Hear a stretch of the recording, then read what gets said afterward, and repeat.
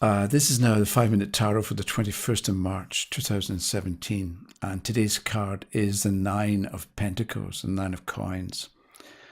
And I'd like to begin this way.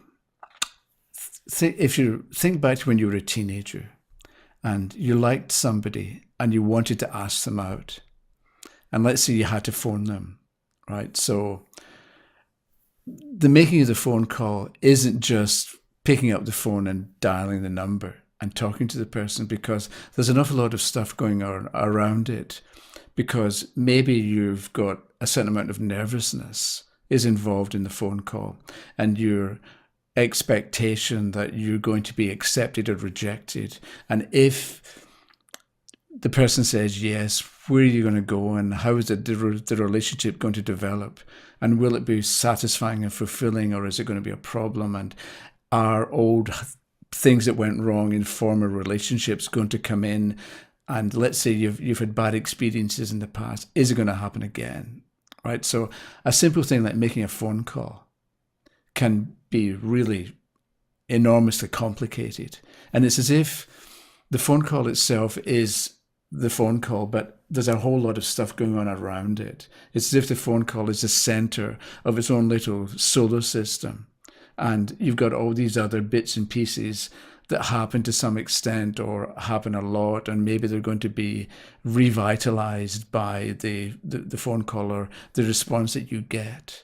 So it can be complicated. And so if you turn a card, if we look at the Nine of Pentacles as the center of our little solar system. So we look at a card and we're not thinking, what does the card mean? Or it's got one meaning, or maybe it's got three meanings and we've got to choose the right one.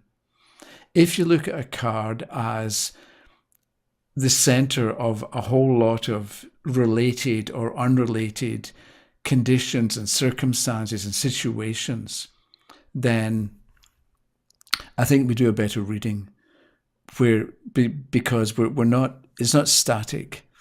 We're not trying to come up with a meaning and fit that meaning to the overall situation the person is involved in.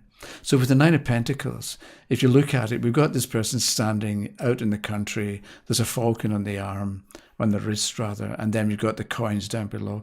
So the question or the answer can be about being solitary, because there's one person in the picture. And it can also be about personal gain.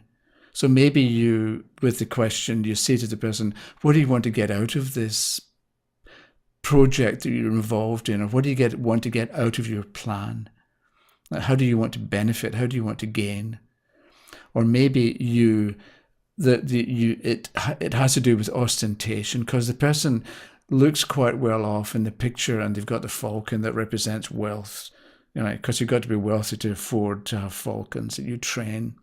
So maybe the question is about ostentation and about wearing $1,000 suits and wearing a Rolex and being, holding it up so that everybody can see you've got a Rolex. Or it could be a young woman or whatever age you are, who's just engaged and got this $10,000 ring. I once was at the Toronto Maple Leafs are a Canadian hockey team. I've never been to a hockey game, but I happened to be at Maple Leaf Gardens at the time at one Christmas when the Leafs were having their skate at Christmas. And so the players and their wives and children and friends and family came along and they would skate around the ice, and there was all sorts of buffet lunches and stuff. And there were several Russian players played for the Leafs at the time. And there were these Russian women sitting in the seats, and they were wearing incredibly expensive fur coats and fur hats, and they were all made up and so on, and they were flashing these rings, like $20,000, $100,000 diamond rings. So the idea of ostentatious behavior or drawing attention to yourself because of what you've got, that can be involved with the Nine of Pentacles as well. And because we've got money there, it can be, the question can revolve around money, or maybe it's values that are important. So instead of looking at a card as indicating something a meaning or two meanings or three meanings, you've got to choose between them. Think of the card, or what would you get out of a card if you understand it as the center of a little system and various ideas or possibilities revolving around it. Right? So the Nine of Pentacles can show individual or somebody isolation, right? Because the person's on his own, or that she is on her own. So we've got, if you think about the Nine of Swords, you've got somebody on their own as well. But the atmosphere is very different from the Nine of Pentacles and the Nine of Swords. So they're both about isolation.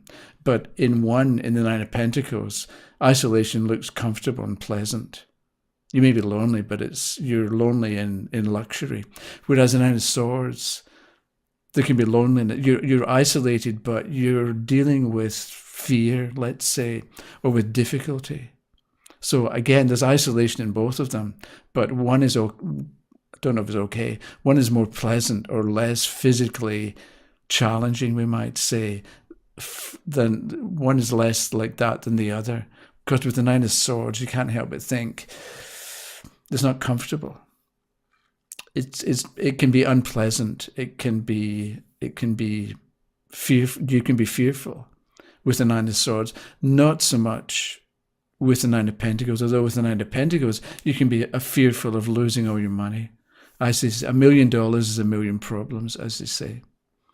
Although the $1 million problem is probably something we wouldn't mind that much. Okay, that's it for today. Thanks for watching, and we'll see you again tomorrow. Okay, bye-bye.